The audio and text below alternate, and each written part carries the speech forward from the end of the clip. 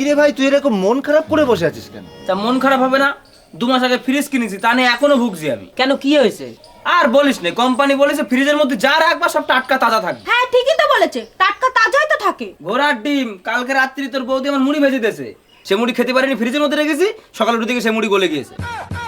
শুধু কি তাই নাকি, আগের দিন আমার মেয়ের বিস্কুট খেতে দিয়েছি, ও বিস্কুট খেতে পারেনি, ফ্রিজের মধ্যে রেখেছে, পরের দিন সকালে সে বিস্কুট পাতলা পায়খানার মতো হয়ে গেছে।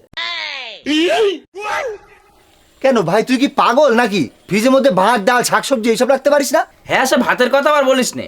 আগের দিন রাত্রে আমি আর তোর বৌদি খাওয়া দাওয়ার পরে যে ভাত করা বেশি ছিল, ভাত করা ফ্রিজের মধ্যে রেখেছে, সকালবেলা উঠে দেখে সে আইসক্রিম হয়ে গেছে। তা তোর বউ এখন কোথায়? আমার বউ গত বৃহস্পতিবারে শিবুদার বউ আর পাশের বাড়ির কাকির মধ্যে গন্ডগোল বেঁধিল। তা আমার বউ গিয়ে বলেছে, তোমরা যত খুশি গন্ডগোল করো, যা বরফ লাগে আমি দেবো। তা ওরা সে নিজেদের গন্ডগোল থামাই আমার বোর এত মার মেরেছে, হাসপাতালে ভর্তি করতে হয়েছে। এখন মনে হয় আমার বোন নিজেরই বরফ লাগবে। খুব চিন্তায় আছি রে ভাই।